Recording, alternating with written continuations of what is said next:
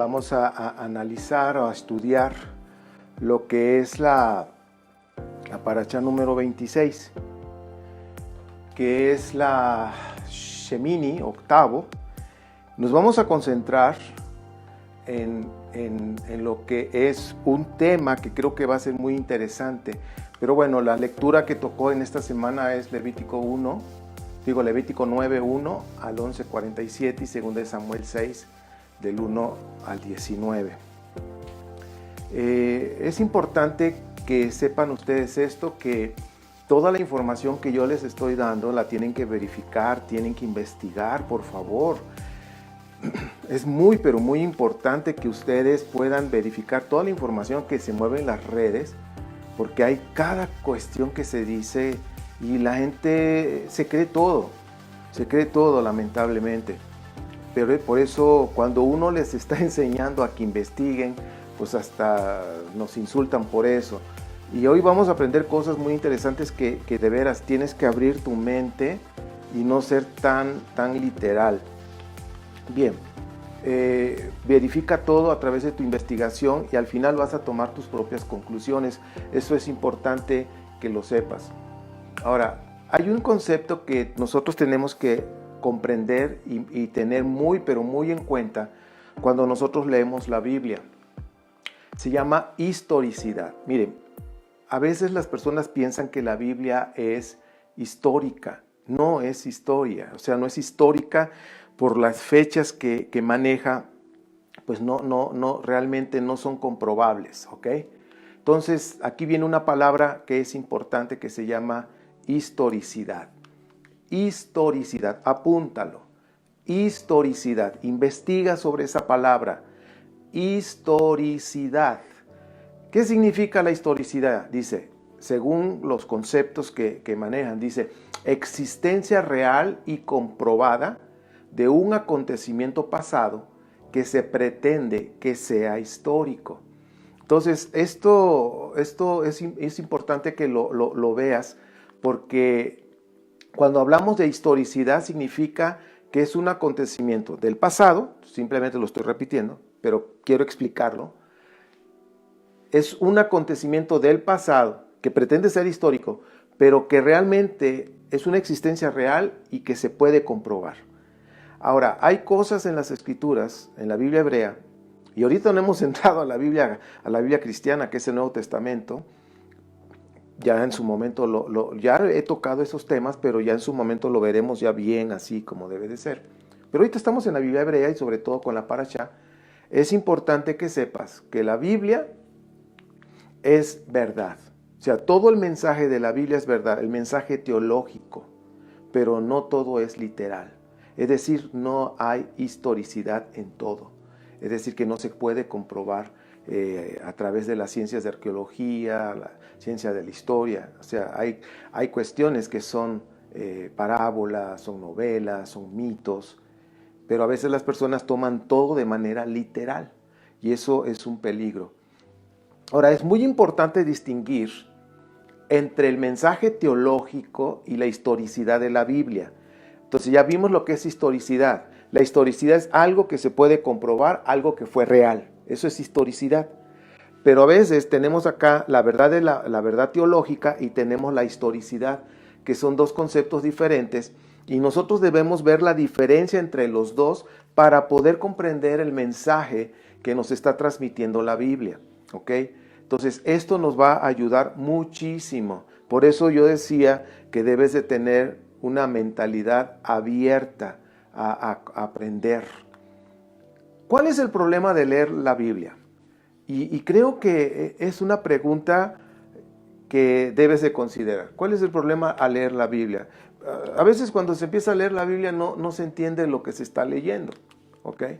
¿Por qué? Porque no tomamos en cuenta contextos, el contexto filológico, o sea, la cuestión filológica, lo que quiere transmitir, la cuestión económica, política, social, en fin, todo lo que conlleva a ese texto que se está leyendo para poder comprender lo que el escritor nos está tratando de decir.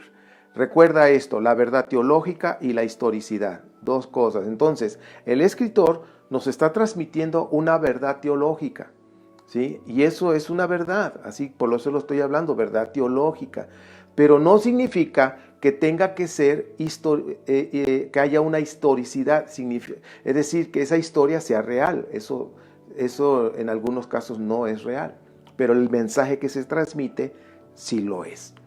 Ahora, al leer la Biblia, aquí hay un problema. Muchos dicen, es que es la palabra de Dios. Ya cuando tú dices, es la palabra de Dios, tú estás poniendo un muro intocable. Y no estoy diciendo que vamos a atacar a la Biblia. No, no, no, no, no. Pero el problema está esa mentalidad. Es que es la palabra de Dios. Y yo creo que tenemos esa muletilla todos en algún momento, yo mismo. Y nosotros debemos ver que esas escrituras nos están transmitiendo un mensaje de tiempo atrás. Y debemos entender cuándo se escribió, cómo se escribió, por qué se escribió. El problema también cuando se lee la Biblia es que se toma de manera muy literal, ¿ok? Entonces piensan que todo es así como se está diciendo en cuanto a historia. Pensar que es histórico, que hay historicidad, como acabo de decir, no toman en cuenta el contexto. Estoy hablando del problema cuando se lee la Biblia. Y muchos solamente toman que es pura interpretación espiritual y de ahí vienen las doctrinas. O sea, no estoy en contra de eso, pero tenemos que ver realmente qué está transmitiendo. Ese es el peligro, cuando no tomamos en cuenta los puntos importantes al leer la Biblia. Entonces, también cuando se lee la Biblia lo toman muy en el punto de vista denominacional, es decir, de su denominación. Entonces, tú sabes que hay muchas denominaciones, ¿ok? Y más ahora la cuestión de las raíces hebreas, así como el cristianismo, hace 2000 años comenzó el cristianismo y de ahí vinieron un montón de denominaciones.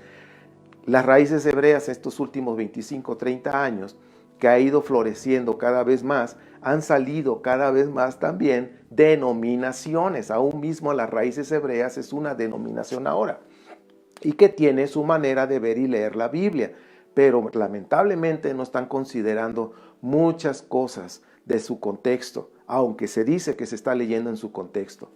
Entonces, pueden estar leyendo a la luz de una tradición. Sí, algunas de estas denominaciones están imitando la cuestión tradicional del judaísmo ortodoxo, nada más que ya lo adaptan con un cristianismo y hacen una mezcla. Entonces, por eso yo les estoy diciendo que nosotros tenemos que leer la Biblia bien como debe de ser en sus contextos. ¿Ok? Ahora, tú vas a hacer una pregunta. ¿Por qué crees lo que tú crees? ¿Ok? Lo que tú estás creyendo actualmente, ¿por qué lo crees? ¿Por qué haces lo que haces? ¿Por qué practicas, por decir, el Shabbat, las fiestas, en fin, otras cuestiones que se practican en el judaísmo ortodoxo? ¿Por qué lo haces? Hay personas que lo hacen nada más por hacerlo y imitación. Yo creo que es importante que sepas por qué estás haciendo las cosas, por qué crees esto. Si estás leyendo la Biblia, ¿por qué crees esta doctrina? ¿En qué lo está basando? ¿Qué te está transmitiendo? Eso es lo importante y eso es lo que hoy vamos a ver en el tema de esta parashá, que es importante en cuanto al nombre de nuestro bendito Dios. Y también la historización es una tendencia muy frecuente entre los lectores de la Biblia. La historización significa que agarran una historia y la empiezan a platicar y la empiezan a decir como si realmente así fuera, si así sucedió. Entonces empiezan ahí a especular, a inventar cosas de la misma historia, de ese acontecimiento, que incluso en algunos realmente son leyendas, ¿ok? Por eso en la Biblia tenemos que distinguir en dónde hay un mito, en dónde hay una leyenda, en dónde realmente sí es histórico, porque hay pruebas arqueológicas, en fin, hay una historicidad. Acuérdense que hablamos de historicidad. Yo les dejé esa tarea pequeña de buscar con el rabino Google y preguntar historicidad, significado o definición, y lo vas a encontrar, y vas a encontrar muchísima información. Bien, entonces la tendencia historicista, es decir, las personas que hablan de las mismas relatos de la Biblia como una historia que así sucedió. Por ejemplo, en Génesis 19, 26, y quizás esto te va a causar un poquito de dudas, y te voy a decir algo, qué bueno que tengas dudas, porque eso te abre las puertas a investigar. Lamentablemente nosotros los latinos No tenemos la costumbre de investigar, sino, no, pues así lo dijo el pastor, pues así ha de ser. Pero ahora en esta nueva tendencia de raíces hebreas y mesiánicos y todo eso, no, pues así lo dice el Moré, pues así ha de ser, así lo dice el Roé, el rabino, algunos se llaman rabinos, en fin, así ha de ser. No, ¿sabes qué? Es lo mismo que en el cristianismo, la gente se traga todo y no investiga. Yo te estoy animando a que investigues, que verifiques la información. Hay mucha literatura extrabíblica de personajes, de personas historiadores, arqueólogos de mucho respeto en Israel y a nivel mundial que han hecho investigaciones y nos han dejado un legado de información.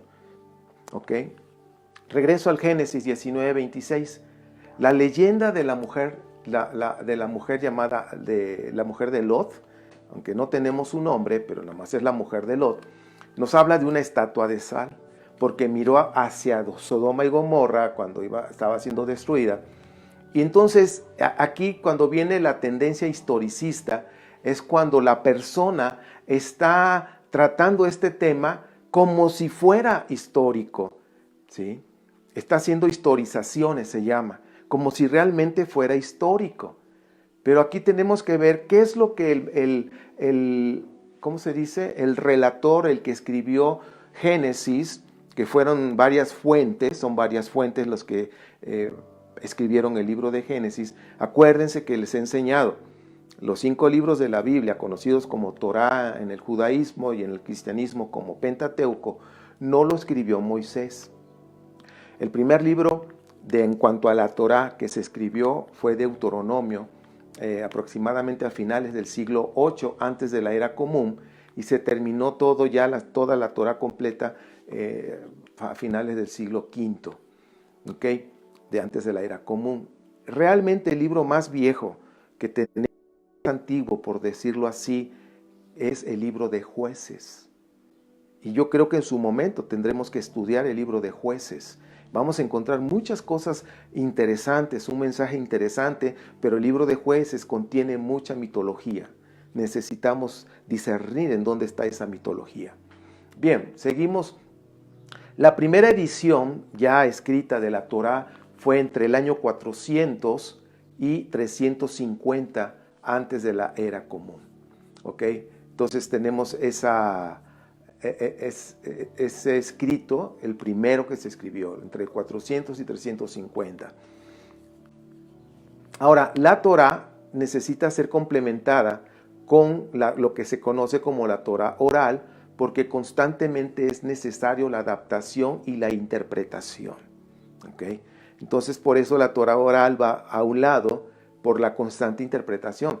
Actualmente hay muchos escritos a lo largo de la historia del judaísmo de sabios que han interpretado, que han dejado sus legados, sus interpretaciones adaptables a cada época, pues más bien a cada época, como lo acabo de decir. Ahorita estamos en una época diferente, en un siglo diferente, costumbres y pensamientos diferentes, y también la Torá, el mensaje se sigue adaptando al tiempo que se está viviendo.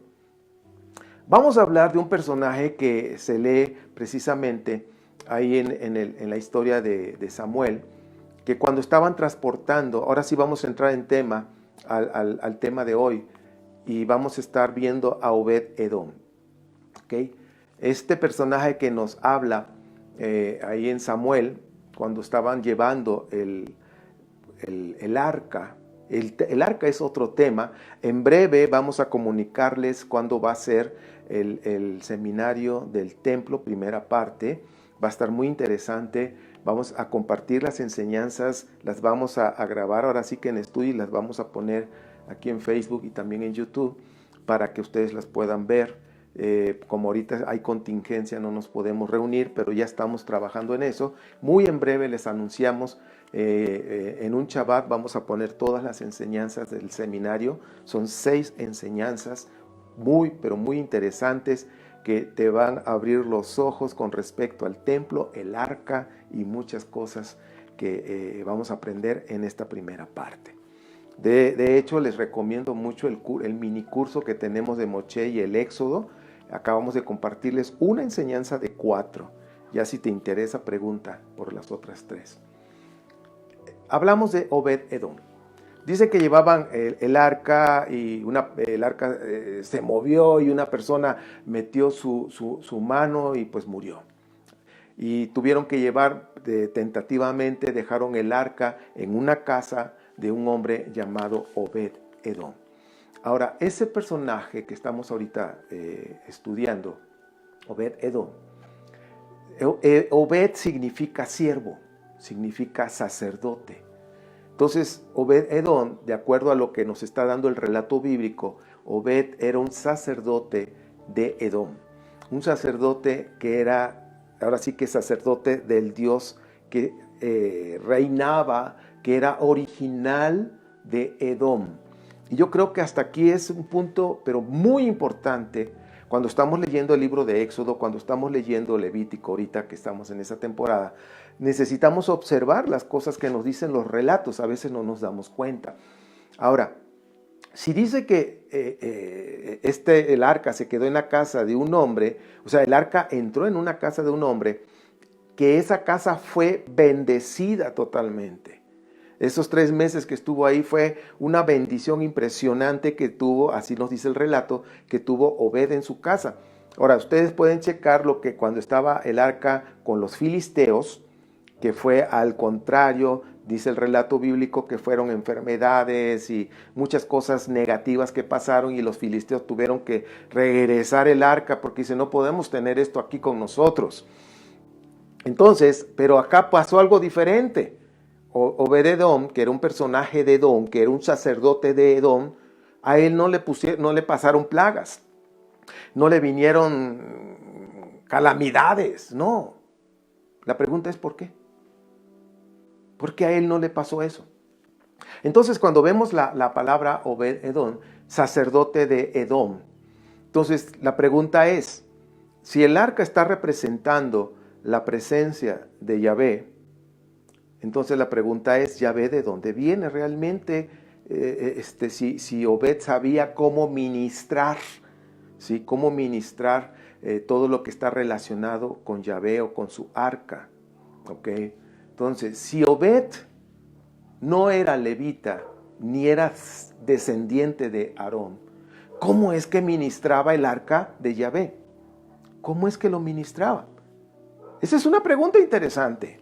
Porque pues a veces esos 3 meses los pasamos por alto.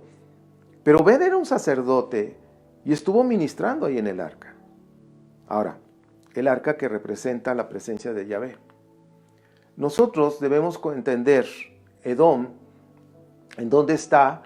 Y aquí hice un pequeño diagramita, un pequeño dibujo. Espero que sea claro para ustedes ahí en sus pantallas.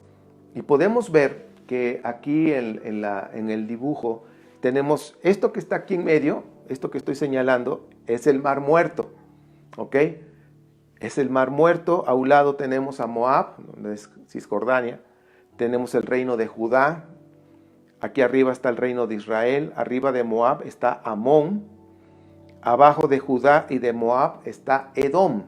Ahora, Edom es un territorio muy, pero muy grande, y están las tribus árabes entre los filisteos, que está a un lado de Judá, y aquí está el mar Mediterráneo, y aquí están los filisteos, que se le conocen como los pueblos del mar, porque los filisteos tienen una descendencia griega.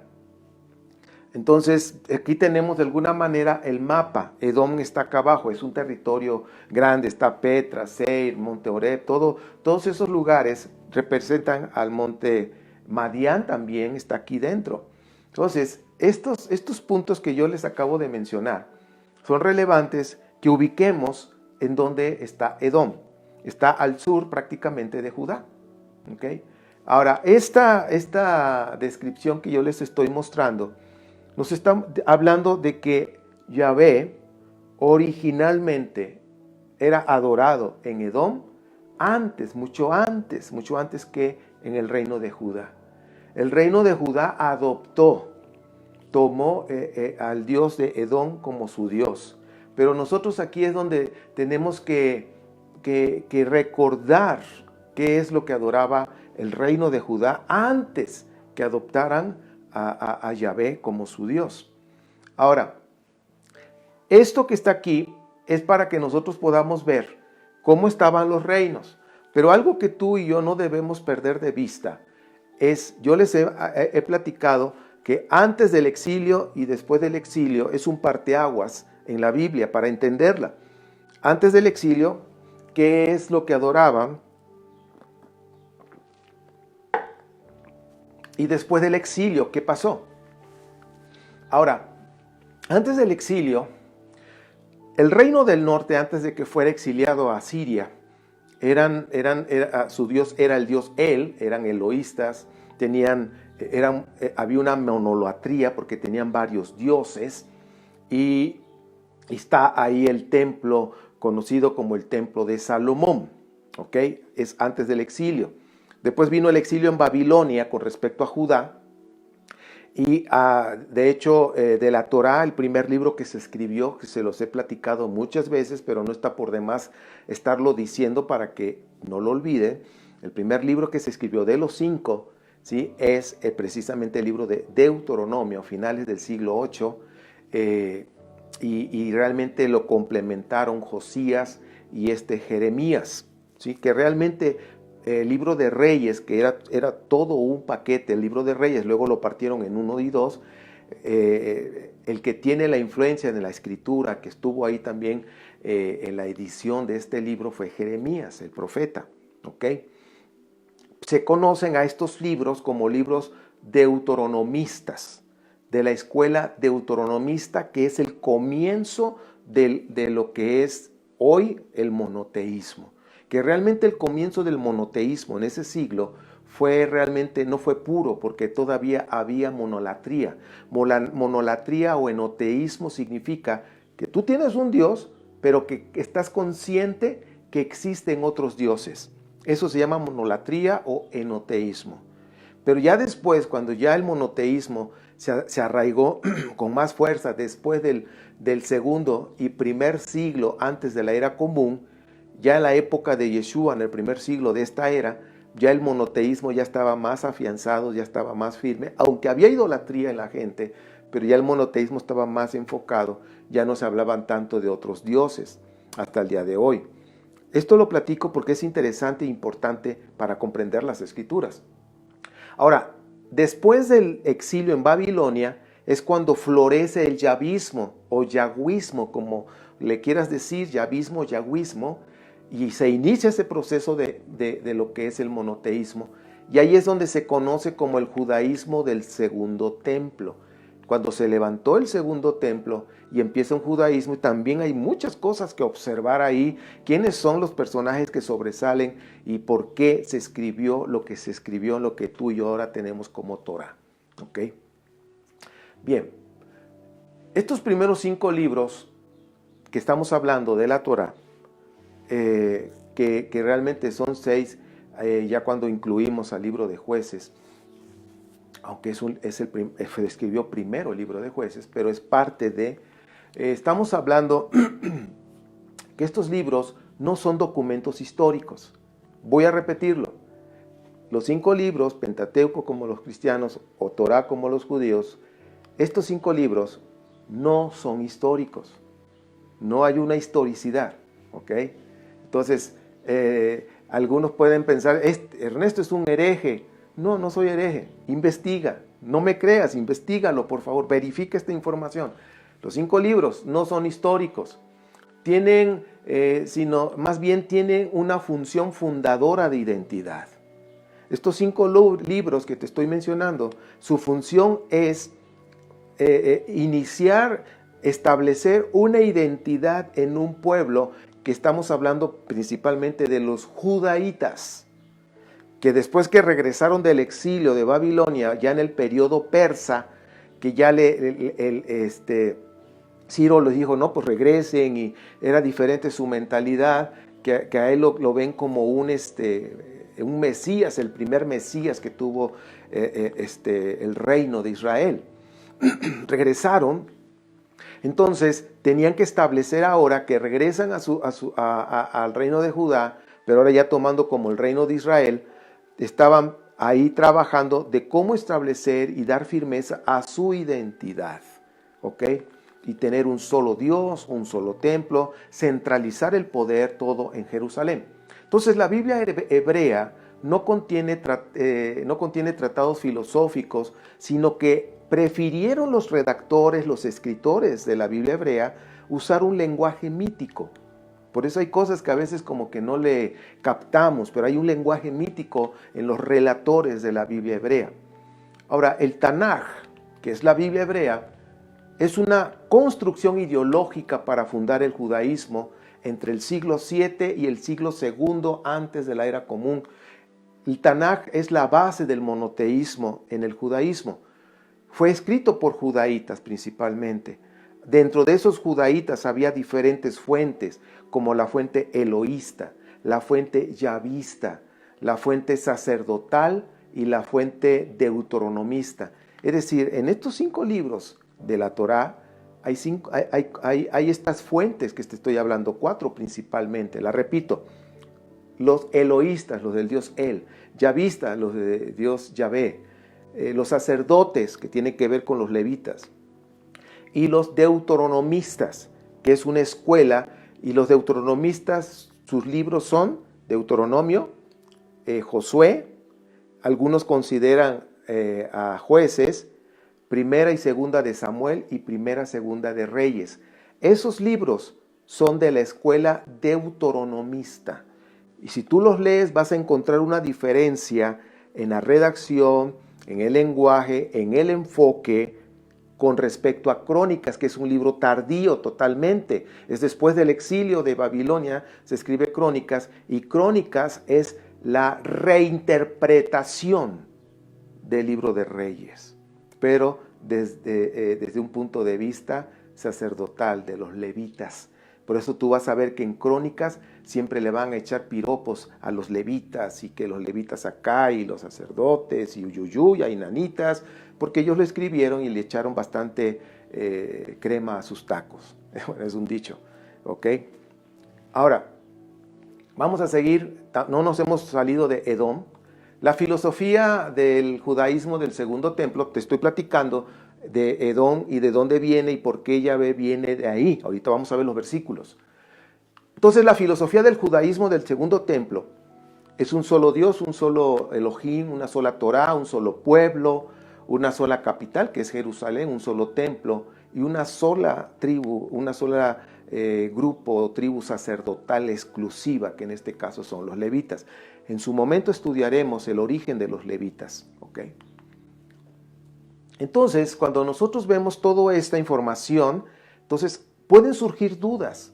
Yo te voy a decir algo: cuando surgen dudas, qué bueno que surgen dudas, porque esto nos invita a investigar, a investigar. Yo no sé si te ha pasado a ti, pero muchas veces yo estoy leyendo la Biblia y hay cosas que no me cuadran, ¿sí? Digo, esto como que no cuadra, no entiendo cómo, por qué, cuándo. A ver, los anoto y empiezo a buscar, investigar, y eso me ayuda a conocer muchas cosas de la Biblia hebrea, realmente como es. Y vuelvo a repetir, la Biblia hebrea, su mensaje teológico que nos transmite es verdad, pero no todo es literal, no todo es historicidad, que es la palabra que hemos visto hoy. Bien, el reino del norte, su dios era el dios El. El reino del sur, vamos a decir que era Judá, o es el reino de Judá, su dios era Yahvé, los yavistas. El norte, eloístas; el sur, yavistas. Pero, aquí viene un pero, no siempre los del reino del sur fueron yavistas. En un inicio, Yahvé no era el dios de Judá, pues Yahvé viene de Edom, del territorio de Edom, desde Temán, Seir, Sinaí, Monte Param, y ahí es donde nosotros vamos a ver, anota Jueces 5:4, Deuteronomio, y vamos a verlos realmente de dónde viene realmente Yahvé, y está aquí, no me lo estoy inventando. Vamos a Jueces, capítulo 5:4, si tienes tu Biblia. Dice 5:4, dice: oh Yahvé, cuando saliste de Seir, cuando marchaste desde los campos de Edom, tembló la tierra, se estremecieron los cielos y las nubes derramaron agua. Entonces, el origen de la adoración de Yahvé es en el reino de Edom, no fue en Judá. Aquí dice, cuando tú saliste de Edom. Jueces 5:4 acabo de leer. ¿Ok? Entonces, vamos a ver. Ahora vamos a ver Deuteronomio 33. Deuteronomio 33, que es 33:2. Ahora, Deuteronomio, recuerden cuándo se escribió, ¿ok? Dice 33:2, dice, vino Yahvé desde el Sinaí, vino sobre su pueblo como aurora desde Seir. Todos estos, Sinaí y Seir, son lugares de Edom. Resplandeció desde el monte Param, otra vez Edom.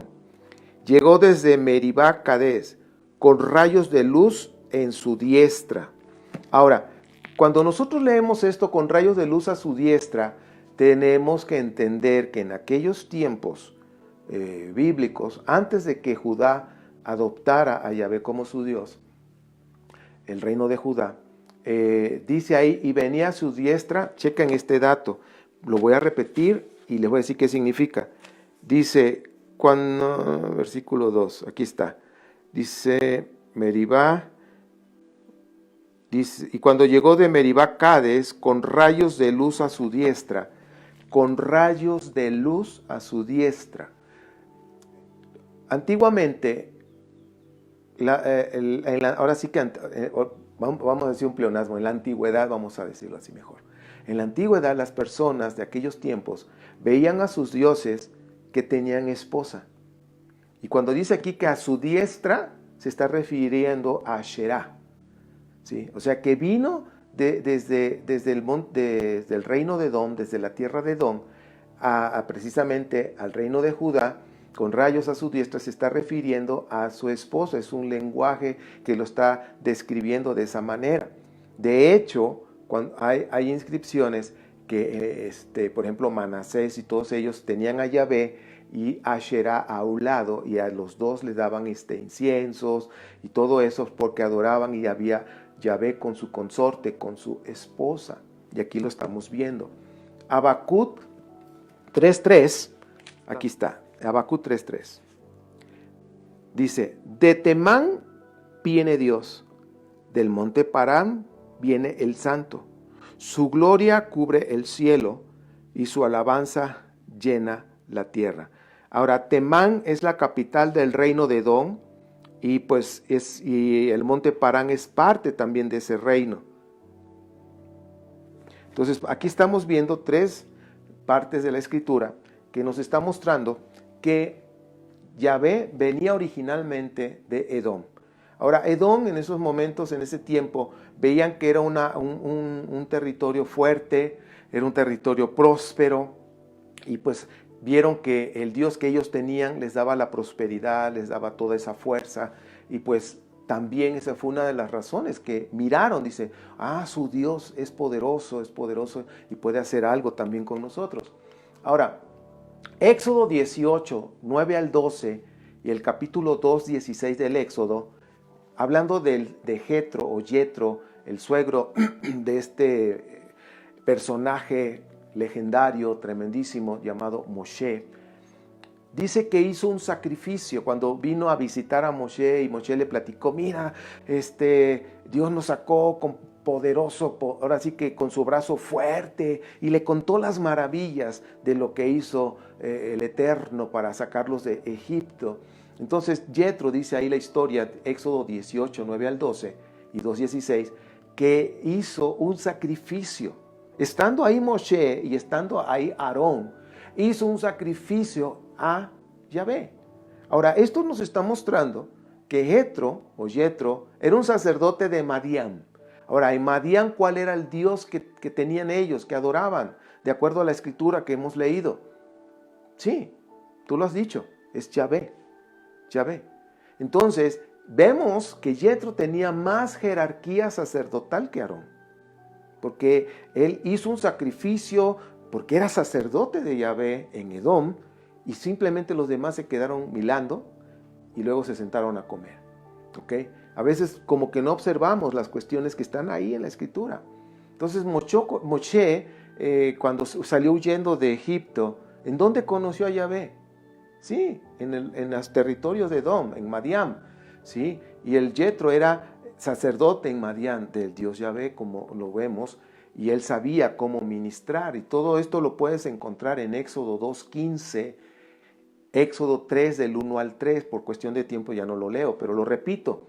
Éxodo 2:15, Éxodo 3 del 1 al 3, Éxodo 18, 9 al 12. Entonces tú te puedes dar cuenta del origen del nombre de nuestro Eterno. Jueces 5:4, ahí en la escritura tú puedes corroborar, por favor, dice, y ya lo hemos leído: oh Yahvé, cuando saliste de Seir, cuando avanzaste desde el país de Edom, la tierra tembló, el cielo goteó, sí, las nubes gotearon agua. Hace un momento lo habíamos leído. Bien, Deuteronomio 33:2, como repaso, una vez más, ya para ir terminando la enseñanza. Dijo Yahvé: vino desde Sinaí, brilló sobre ellos desde Seir, se apareció en el monte Parán y se acercó de en medio de miriadas de santos, centellando sobre relámpagos de su diestra. Sabemos que eso significa Asherá. O sea que vino desde Edom a Judá con su consorte Asherá. Habacuc 3:3, Elohim viene de Temán, el santo del monte Param, su majestad cubre el cielo, su resplandor cubre la tierra. Entonces, si te das cuenta, nosotros podemos ver Edom, que está al sur de Judá, de ahí viene el nombre de Yahvé, Dios. Primeramente, Edom fueron los primeros adoradores de Yahvé, no fue Judá, Edom fue.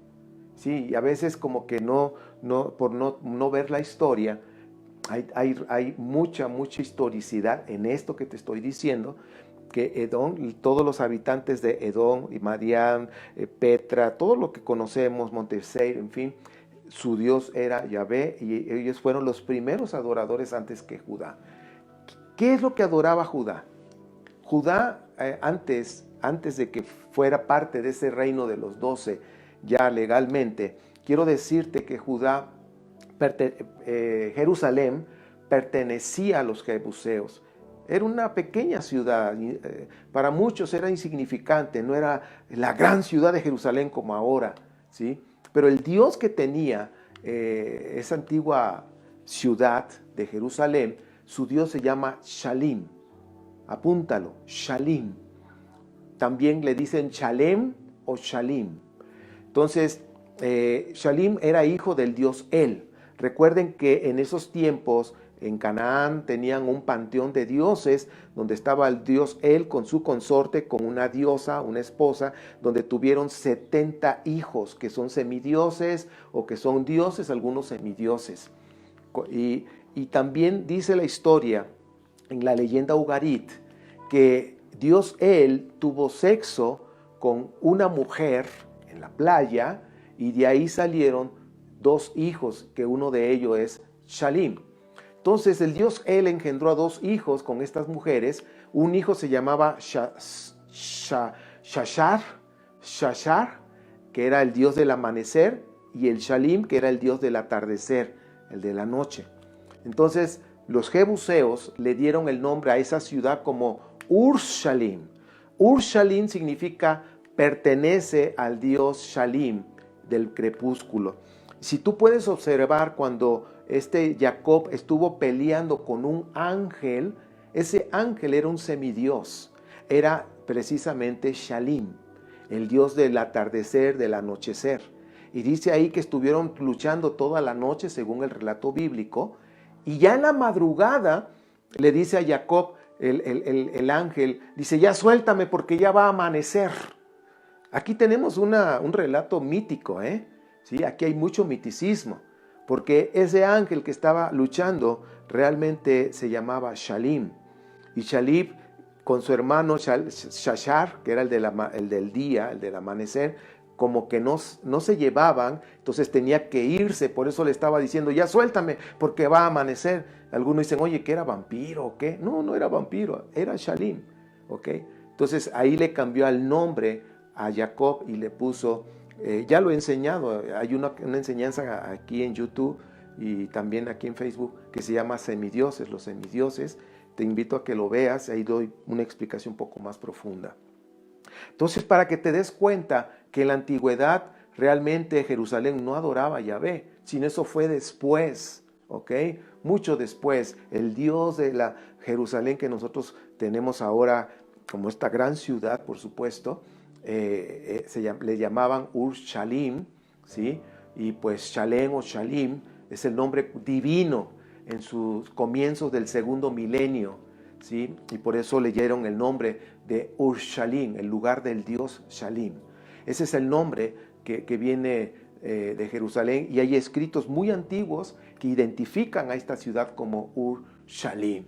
Este nombre de origen cananeo amorreo está documentado en diferentes formas desde el siglo XIX, antes de la era común, sobre todo en escritos egipcios, donde le nombran como Urushalim o Urshalim, Urushalim o Urshalim o Shalimun. Urshalimun también así le decían los egipcios, y estoy hablando del siglo XIX al siglo XVIII, antes de la era común. Así es como los egipcios le llamaban a Jerusalén, Urshalim o Sharilum. Las cartas de Amarna, que son muy conocidas del siglo XIV, antes de la era común, le llamaban Urushalim. Por eso en las inscripciones que tiene los asirios en el tiempo de Sennacherib, aparece, o sea, los asirios tienen sus escritos también, y aparece como Urushalimnu, así le decía. Entonces, fíjate el origen del nombre. Y con esto, para cerrar la enseñanza, que estamos hablando de Obed-Edom, que era un sacerdote del reino de los territorios de Edom, donde originalmente se adoraba a Yahvé antes que en el reino de Judá. Entonces podemos ver que esta narrativa bíblica nos muestra que Yahvé abandonó el territorio de Edom para ser el Dios territorial de Israel como nación. Por eso tienes que ver cuándo se escribió la Torá. Prácticamente la Torá se empezó a escribir a finales del siglo VIII, antes de la era común, y se terminó precisamente en el siglo V, al final ya del exilio, cuando regresaron a Jerusalén, ¿sí? Ya en el periodo persa. Nos muestra entonces un Dios del desierto. Yahvé era un Dios del desierto, un guerrero invencible, fuerte en batalla. Así es como se describe a Yahvé. Bien. Termino con Deuteronomio 32, 8 al 9. Hoy he dado mucha información. Yo creo que vale la pena que cuando terminemos esta grabación lo vuelvas a ver, lo vamos a subir al rato a YouTube, y pues lo vuelvas a estudiar y verificar la información. Te voy a dar bibliografía. Dice Deuteronomio 32, 8 al 9. Cuando Elión significa altísimo, repartió las naciones en heredad, cuando distribuyó a los hombres, fijó los territorios de los pueblos según el número de los hijos de Dios. Originalmente así viene el escrito, de los hijos de Dios. ¿Cuál Dios se refiere? Al Dios Él. ¿Ok? Voy a repetir esta parte. Dice, fijó los territorios de los pueblos según el número de los hijos del Dios Él. Pero la parte de Yahvé es su pueblo. Le correspondió a Jacob como heredad. Ahora, recuerda que yo te dije que el Dios Él con su consorte tuvieron 70 hijos, ¿ok? 70 hijos. Y entre ellos maneja como Yahvé que le tocó la heredad de Jacob. Y esto es una pregunta. Entonces, ¿Yahvé es hijo de él? Bueno, en sus inicios, así nos está mostrando Deuteronomio 32, 8 al 9. ¿Ok? Jueces 11, 23 y 24. Ahora pues, repito, Jueces 11, 23 y 24. Ahora pues, Yahvé, el Elohim de Israel, desposeyó a los emoritas delante de su pueblo Israel o Israel. Dice, ¿y quieres tú poseer su tierra? ¿No conservas lo que Kemosh, ese es otro Dios, dice, tu deidad te ha dado en posesión? Así tomaremos nosotros todo lo que Yahvé, nuestro Elohim, nos ha dado en posesión.